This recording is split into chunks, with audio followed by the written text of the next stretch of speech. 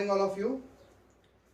Last nuclear physics के lecture में हमने पढ़ा था कि अल्फा बीटा और गामा एमिशन जो है वो किस तरीके से एमिशन होता है उनका, और अल्फा एमिशन क्या होता है, बीटा एमिशन क्या होता है, गामा एमिशन क्या होता है, अल्फा एमिशन जो होता है वो क्यों होता है, बीटा एमिशन जो होता है वो क्यों होता है, और गामा एमिशन जो होता है वो क्यों होता है।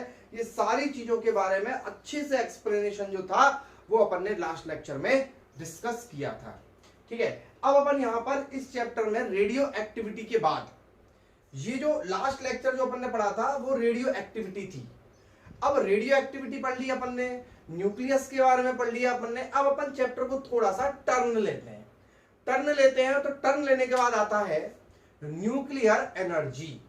नेक्स्ट टॉपिक आता है nuclear energy.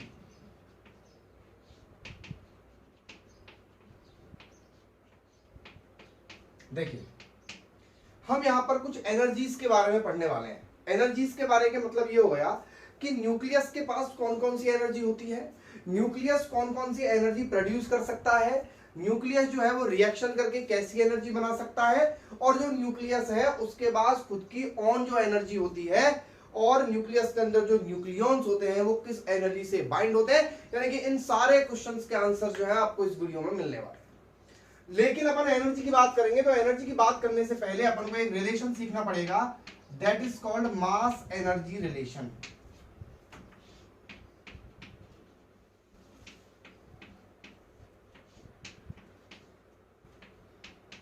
Mass energy relation actual में क्या है? मास एनर्जी रिलेशन जो है वो दिया था बहुत महान साइंटिस्ट जिनका नाम है आइंस्टाइन।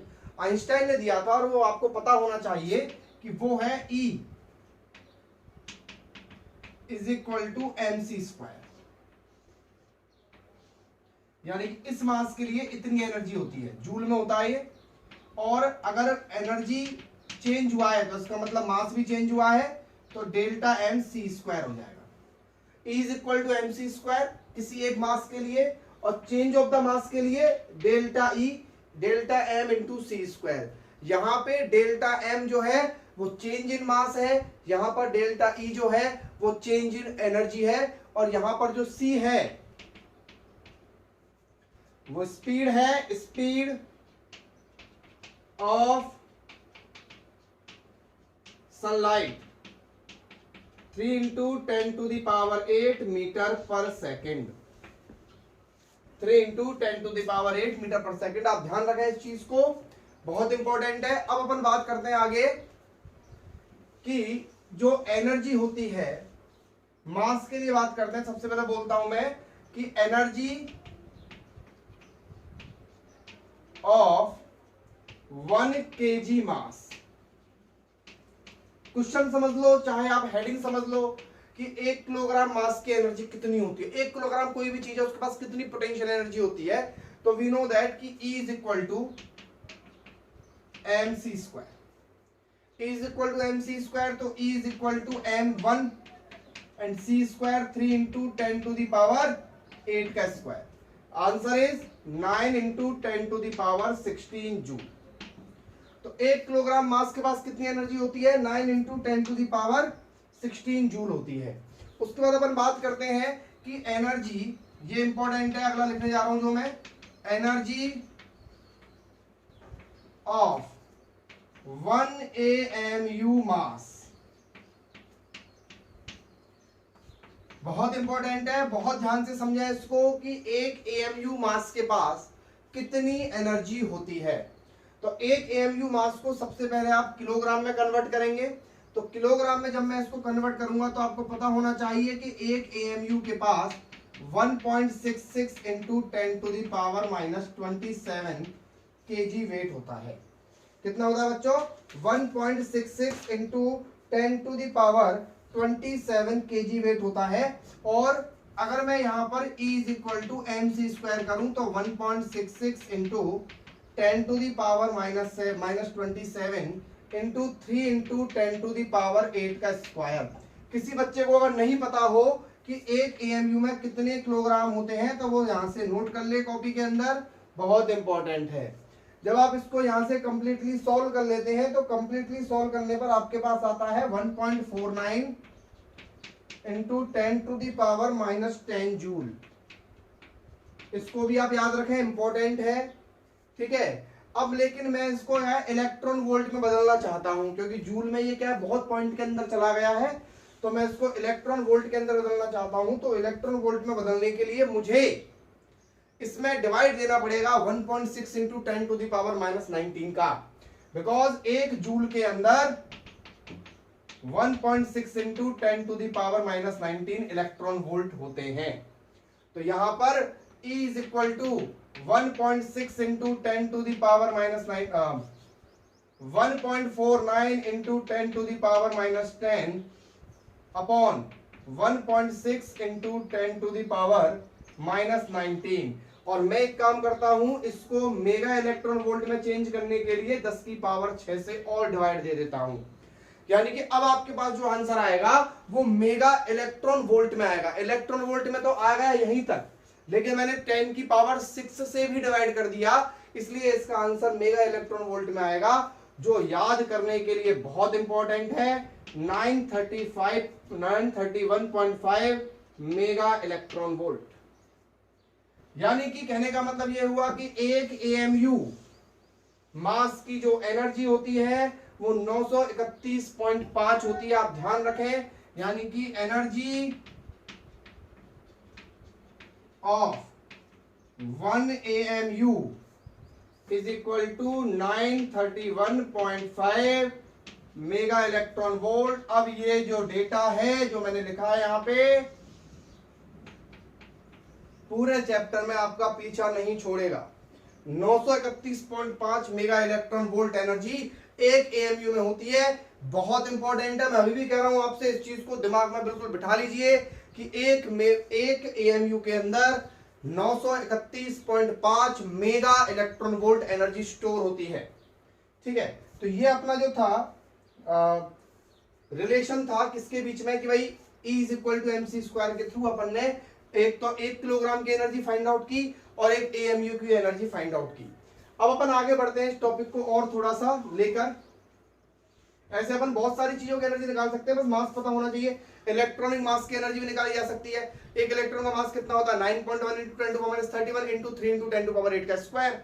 अच्छा, आप प्रोटॉन की भी निकाल सकते हो, प्रोटॉन का मास रख दो इंटू सी स्क्वायर कर दो, न्यूट्रॉन का मास रख दो इंटू सी स्क्वायर कर दो, आपका खुद का मास रख दो और इंटू सी स्क्वायर कर दो, एनर्जी जूल में निकल के आ जाएगी, ठीक है।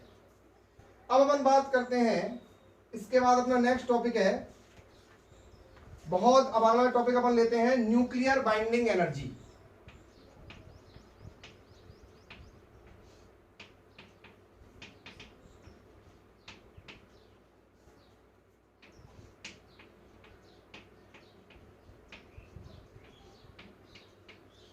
Nuclear binding energy. देखिए नेक्स्ट अपन इसमें अपन को एक्चुअल में क्या देखना है, इसमें क्या समझना है इस चीज में। बाइंडिंग एनर्जी मतलब आपको नाम से समझ में आ रहा होगा, बाइंडिंग एनर्जी का मतलब हो गया जिसकी वजह से चीजें बंधी हुई होती हैं, जिसकी वजह से चीजें बाइंड होती हैं। तो कैसे देखना बाइंड होती हैं, मान लो कि आपके पास एल्यूमिनियम है,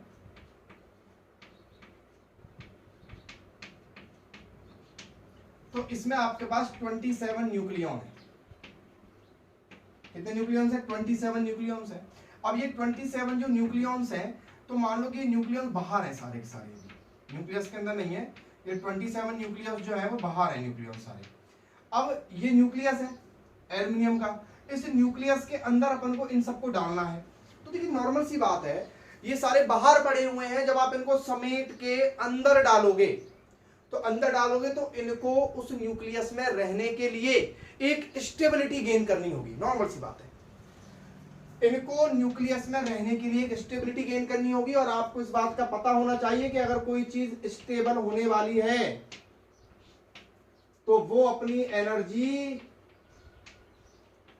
कम करती है। अगर कोई भी चीज स्टेबल होने वाली है तो वो अपनी एनर्जी कम करती है, ये समझने वाली बात है। यानी कि जब हमारे जो न्यूक्लियॉन्स हैं वो न्यूक्लियॉन्स बाहर हैं और वो न्यूक्लियस के अंदर हैं, तो यहां एनर्जी अगर 20 जूल है तो यहां एनर्जी 12 जूल होगी, या फिर मतलब 20 से कम होगी। क्लियर। अब आपको पता होना चाहिए कि यहां पर इनके बीच में एनर्जी का एक डिफरेंस है। क्लियर?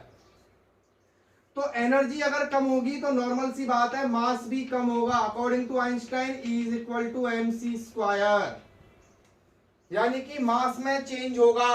और मैं मान लेता हूं कि मास में चेंज होगा डेल्टा m। किसका मास ज्यादा होगा? इसका मास ज्यादा होगा, क्योंकि इसकी एनर्जी ज्यादा है। तो delta E is equal to delta mc², ये रिलेशन बनेगा यहां पे। और ये जो डेल्टा m है, this delta m is called mass defect. इसको अपन बोलते हैं मास डिफेक्ट, यानी कि मास में कुछ डिफेक्ट आ गया। यानी कि जब हमने इन न्यूक्लियॉन्स को इसके अंदर रखा तो मास कम हो गया, यानी कि मास में कुछ डिफेक्ट आ गया। और वो आपको क्लियर होना चाहिए कि मास कम क्यों हुआ। मास कम इसलिए हुआ क्योंकि जब न्यूक्लियॉन्स इसके अंदर जा रहे हैं तो वो अपने आप को स्टेबल करने की कोशिश करते हैं, और जब ये कोई चीज स्टेबल होने की कोशिश करती है तो अपनी एनर्जी को कम करती है। और अगर वो अपनी एनर्जी को कम करेगा तो उसका मास भी कम होगा, यानी कि बाहर के कंपैरिजन में अंदर जो है वो मास कम हो जाएगा। और जो मास, जितना मास कम होगा, जो मास डिफरेंस होगा, that mass difference is called mass defect. Clear? तो उस मास डिफेक्ट की वजह से जो एनर्जी होगी, that energy is known as binding energy. अब आप इस बात को ऐसे समझिए कि यहाँ पे, ये तो मैंने आपको बिल्कुल एक मैथमेटिकल फॉर्म में समझा दिया कि जो बाइंडिंग एनर्जी है वो क्या है। बाइंडिंग एनर्जी, क्योंकि एक कंपटीशन एग्जाम में मेरा ध्यान नहीं है कौन से ईयर का क्वेश्चन था, बट एक क्वेश्चन था कि जो बाइंडिंग एनर्जी होती है वो मेनली किसकी वजह से होती है। तो कुछ आंसर था उसका मास डिफेक्ट। उसमें ऑप्शन थे न्यूक्लियॉन्स, उसमें ऑप्शन थे एटम, उसमें ऑप्शन था मास नंबर, इस तरह के जो ऑप्शंस उसमें दिए हुए थे, बट उसमें एक ऑप्शन मास डिफेक्ट था। तो उसका एक्चुअल आंसर क्या था? Mass defect. समझ में आई बात? मतलब एक्चुअल में क्या है, मास डिफेक्ट की वजह से कुछ एनर्जी जो है वो न्यूक्लियॉन्स रिलीज कर रहे हैं अपने आप को स्टेबल करने के लिए। यानी कि जो the amount of released energy, the amount of released energy required to stable the nucleus.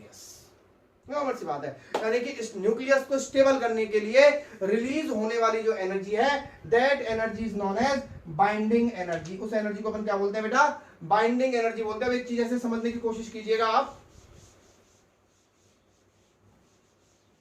देखिए, मान लो न्यूक्लियस, यहां पर बहुत सारे न्यूक्लियॉन्स हैं, इस तरीके से न्यूक्लियॉन्स पड़े हुए हैं बहुत सारे। ये इन न्यूक्लियॉन्स के अंदर न्यूट्रॉन है और प्रोटॉन है, दोनों चीजें इनके अंदर है। यानी कि प्रोटॉन का, एक प्रोटॉन का मास में mp मान लेता हूं, और एक प्रोटॉन का मास में, एक न्यूट्रॉन का मास mn मान लेता हूं। और ये न्यूक्लियस है, आपने इन सबको न्यूक्लियस के अंदर डाल दिया, और इस न्यूक्लियस का जो मास है वो mn, कैपिटल N ले लिया मैंने। क्लियर? पूरे न्यूक्लियस का मास कितना ले लिया? mn। तो मैं लिख देता हूं यहां पर mp जो है वो मास of proton, one proton. mn है वो है मास ऑफ न्यूट्रॉन। mn है वो पूरा है मास ऑफ न्यूक्लियस। ठीक है? तो आपको पता होना चाहिए ये वाली मास, ये वाली चीज कम होगी। अच्छा, एक प्रोटॉन का मास mp है, मान लो XZA, ये न्यूक्लियस है। तो टोटल प्रोटॉन कितने हैं? Z है ना, तो टोटल मास प्रोटॉन का कितना हो गया? टोटल मास ऑफ प्रोटॉन्स, देखिए एक प्रोटॉन का मास कितना था? mp, टोटल कितने हैं? Z, तो टोटल मास कितना हो गया? ZmP। समझते जाइए चीजों को, बाद में फॉर्मूला में देखेगा तो कंफ्यूज मत होना। टोटल मास ऑफ न्यूट्रॉन्स, तो ये हो गया आपका Z A minus Z, because neutron कितने हैं? न्यूट्रॉन है A minus Z, A minus Z mn। Clear? अब इन दोनों को अगर मैं ऐड करूं तो total mass of nucleon,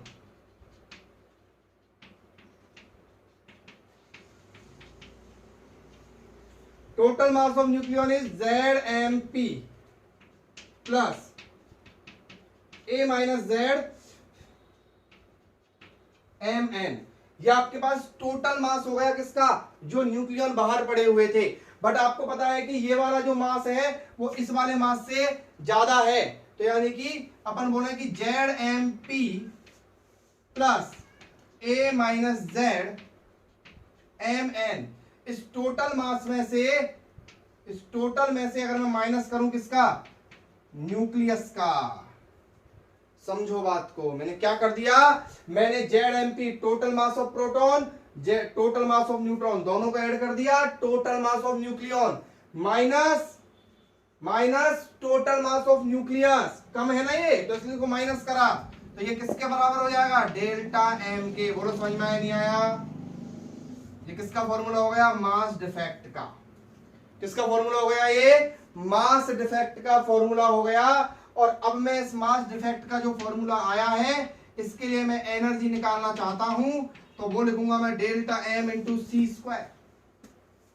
delta M into C square लिखूंगा, तो डेल्टा एम तो मेरे पास कितना है, Z M P plus A minus Z M N minus capital M N into C square. Clear. अच्छा देखिए, मैं यहां पर इसको यहां से मिटा देता हूं,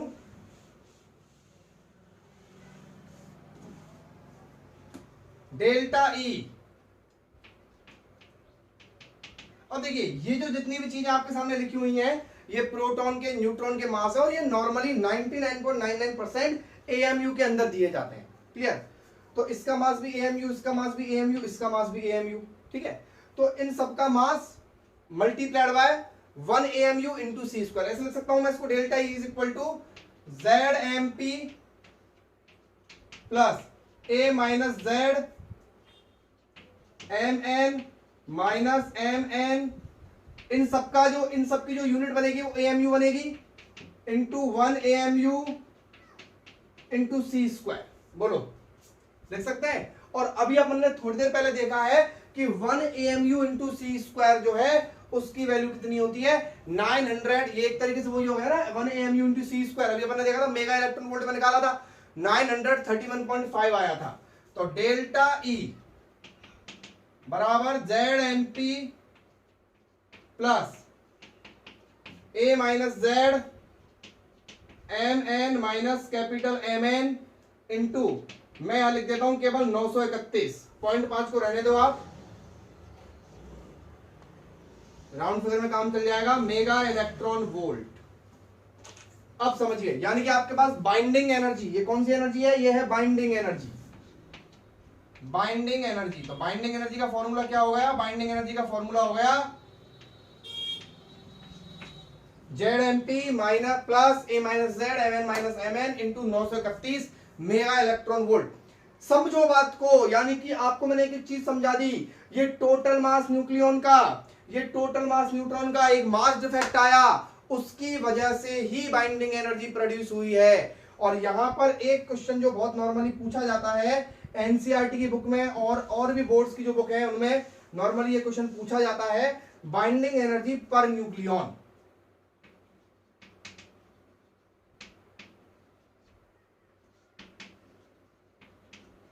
बाइंडिंग एनर्जी पर न्यूक्लियॉन। बाइंडिंग एनर्जी पर न्यूक्लियॉन का मतलब क्या हो गया, binding energy upon total nucleon कितने होते हैं, ए। तो बाइंडिंग एनर्जी पर न्यूक्लियॉन बराबर ए, यानी कि Z M P plus A minus Z M N minus M N into 931 mega electron volt. बस ये पूरा सॉल्व करके इसमें आप ए का डिवाइड दे देना, और इस तरीके से बाइंडिंग एनर्जी पर न्यूक्लियॉन कैलकुलेट हो जाएगी। तो इसी से रिलेटेड अपन बाइंडिंग एनर्जी पर न्यूक्लियॉन से रिलेटेड एक क्वेश्चन करने की कोशिश करते हैं, उसको सीखते हैं कि अपन को न्यूमेरिकल जो है वो किस तरीके से सॉल्व करना है। तो एक क्वेश्चन है, ये AIEEE 2007 में आया हुआ है, क्वेश्चन बहुत आसान है। कैलकुलेट द बाइंडिंग एनर्जी पर न्यूक्लियॉन। लिख देता हूं मैं क्वेश्चन,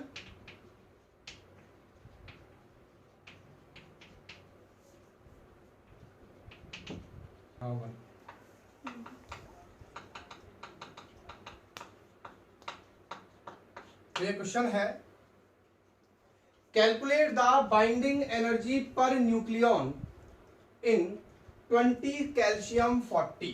आपको एटम दे रखा है 20 कैल्शियम 40।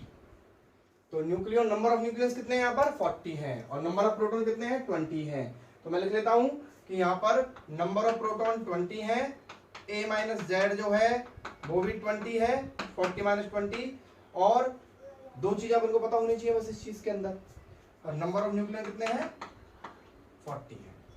आपको देखो ये जो चीजें गिवन है ना, ये सारी चीजें आपको हर बार गिवन होंगी, ऐसा नहीं कि गिवन नहीं होगा, हर बार गिवन होगा। ये 20 कैल्शियम 40 यानी कि न्यूक्लियस का मास है 39.962589 AMU, और हर चीज AMU में गिवन है। ये न्यूट्रॉन का मास है, और आई थिंक न्यूट्रॉन और प्रोटॉन का मास तो आप हमेशा याद ही रखना कि कितना होता है, वो ज्यादा बेटर है क्योंकि ये तो हर चीज में काम आने वाला है ना।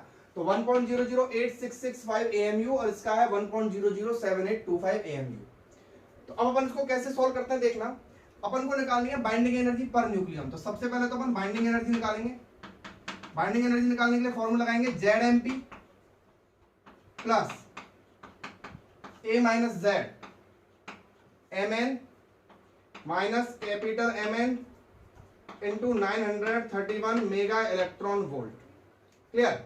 तो बाइंडिंग एनर्जी पर न्यूक्लियन निकालने, बाइंडिंग एनर्जी निकालने के लिए अपन क्या करेंगे, Z की वैल्यू कितनी है बेटा, Z number of protons, number of protons कितने दिए हुए हैं यहाँ पे 20, तो ये हो जाएगा 20, मास ऑफ प्रोटॉन 1.007825। आपसे मैं आपको एक कुछ चीज बता दूं कि आपको ये जितना दिया गया है ना उतना ही लेना है, मतलब कि आपको करीब 6 डिजिट तक लेना है। अगर आपने उसको 3 डिजिट या 4 डिजिट तक लिया या 2 डिजिट तक लिया तो आंसर्स में बहुत ज्यादा गड़बड़ी आ सकती है।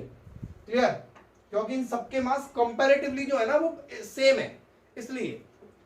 प्लस A माइनस जेड कितना है, A माइनस जेड भी 20 है, और Mn कितना है, मास of neutron 1.008665 minus mass of वो कितना है 39.962589। इसको मल्टीप्लाई करके यहाँ पे मल्टीप्लाई करना है 931 से, और इस तरीके से आंसर जो है वो आपका मेगा इलेक्ट्रॉन वोल्ट में आ जाएगा। तो 20 इंटू 1.00 इन सब चीजों को आप सॉल्व करोगे तो ये आएगा 0.367211, 0.367211 ये AMU में आएगा। ठीक है, तो आप AMU को छोड़ो, आप तो सीधा क्या लिख दो 931 मेगा इलेक्ट्रॉन वोल्ट। इसको सॉल्व किया, इन दोनों को जोड़ो, इसको मल्टीप्लाई करो, इसको मल्टीप्लाई करो, दोनों को ऐड करो, उसमें से इसको माइनस करना है आपको। ठीक है, 0.367211 का जब 931 से आप मल्टीप्लाई करेंगे तो ये आएगा 341.87 मेगा इलेक्ट्रॉन वोल्ट। यानी कि आपके पास टोटल बाइंडिंग एनर्जी कितनी आ गई है 341.87 मेगा इलेक्ट्रॉन वोल्ट आ गई। अब आपको फाइंड आउट करना है बाइंडिंग एनर्जी पर न्यूक्लियन। तो बाइंडिंग एनर्जी यहां पे लिखेंगे बाइंडिंग एनर्जी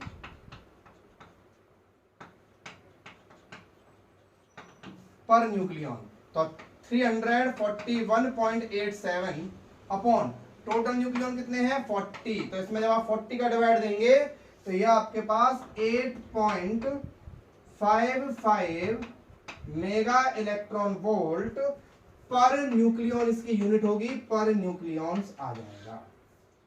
समझे बात को आप। यानी कि यहां पर आप देखिए क्या हुआ, बाइंडिंग एनर्जी जो थी आपके पास, आपने उसको इस फॉर्मूले से कैलकुलेट किया, उसका 931 से मल्टीप्लाई करा तो आपके पास बाइंडिंग एनर्जी आ गई। फिर आपने क्या किया, उसमें 40 का डिवाइड दिया, 40 का डिवाइड देने पर आपका ये आंसर यहां पर आ जाएगा। एग्जांपल यहां पर अपन एक और ले लेते हैं, binding energy per nucleon of alpha particle. मैं ये एग्जांपल क्यों ले रहा हूं कि आप इसको याद रखें। मैं आर लिख रहा हूं, आर का मतलब रिमेंबर। आप इस चीज को याद रखें कि अल्फा पार्टिकल की बाइंडिंग एनर्जी कितनी आई थी, क्योंकि बहुत बार किसी कंपटीशन एग्जाम्स में इसको डायरेक्ट जो है वो यूज करवा लिया गया है। और ICAR का एक ICAR 2018 का एक पेपर है जिसमें अल्फा पार्टिकल की बाइंडिंग एनर्जी डायरेक्ट पूछी गई है। अगर आपको याद हो तो आप सीधा लिख सकते हैं, क्योंकि अल्फा की जो बाइंडिंग एनर्जी आप डायरेक्ट याद रखें क्योंकि 2-3 बार काम आने वाली है। तो आपको मास of proton, mass of neutron और मास ऑफ अल्फा पार्टिकल दिया हुआ है। तो सबसे पहले मैं आपसे बात करता हूं कि अल्फा पार्टिकल जो है वो है 2He4। कितना होता है बेटा 2He4। इसमें नंबर ऑफ प्रोटॉन 2 हो गए, नंबर ऑफ न्यूट्रॉन कितने हो गए 4 - 2 यानी कि 2, यानी कि वो A - Z है, मैं इसको a माइनस जेड ही लिख देता हूं, ये भी 2 है और नंबर ऑफ न्यूक्लियॉन्स हो गए 4। क्लियर। अब आपको सब कुछ दिया हुआ है, मास of proton, mass of neutron और मास ऑफ न्यूक्लियॉन दिया हुआ है आपको। तो अपन फॉर्मूला लगाते हैं सबसे पहले बाइंडिंग एनर्जी का। तो binding energy ZMP plus A minus Z Mn minus Mn into 931 mega electron volt. Z की जगह 2 रखेंगे, मास of proton 1.00727, A minus Z ये भी 2 है, Mn की जगह 1.00865 रखेंगे, माइनस Mn टोटल मास कितना है 4.00150। क्लियर। और मल्टीप्लाइड बाय 931.5 या 931 मेगा इलेक्ट्रॉन वोल्ट। जब आप इस पूरे को सॉल्व करेंगे तो पूरे को सॉल्व करने पर जो आपका आंसर आएगा वो अप्रोक्स आता है 0.03034 इंटू 931 मेगा इलेक्ट्रॉन वोल्ट। और जब इस पूरे को सॉल्व किया था 931 से मल्टीप्लाई करके आप खुद करिएगा, तो ये आंसर आपका आना चाहिए 28.25 मेगा इलेक्ट्रॉन वोल्ट। वीडियो को पॉज करके सॉल्व कीजिए पहले, तब जाके आंसर मिलाना आप। 28.25 मेगा इलेक्ट्रॉन वोल्ट इतनी बाइंडिंग एनर्जी रिक्वायर्ड है, रिलीज होगी इतनी बाइंडिंग एनर्जी अल्फा पार्टिकल से। अब न्यूक्लियॉन पर न्यूक्लियॉन निकालें, पर न्यूक्लियॉन निकालने के लिए 28.25 में किसका मल्टीप्लाई देना पड़ेगा आपको, 4 का देना पड़ेगा। और इसको याद रखें, ये 7.06 मेगा इलेक्ट्रॉन वोल्ट पर न्यूक्लियॉन निकलकर सामने आएगा। तो इस तरीके से जो है वो अपन इस क्वेश्चन को कर सकते हैं। इसके बाद जो नेक्स्ट अपना लेक्चर होगा वो बहुत इंपॉर्टेंट होगा और उसमें अपन न्यूक्लियर एनर्जी और अभी अपन ने इस लेक्चर में बाइंडिंग एनर्जी के बारे में पढ़ा है, उसमें अपन न्यूक्लियर एनर्जी यानी कि न्यूक्लियर रिएक्शंस के बारे में पढ़ेंगे जो न्यूक्लियर फिजन और न्यूक्लियर फ्यूजन के थ्रू बनता है। आई थिंक जो अपना अब नेक्स्ट लेक्चर होगा वो सेकंड लास्ट लेक्चर होगा, उसके बाद इस चैप्टर को अपन समाप्ति करेंगे और नेक्स्ट चैप्टर स्टार्ट करेंगे। जब तक के लिए इस लेक्चर को देखते रहिए। Thank you.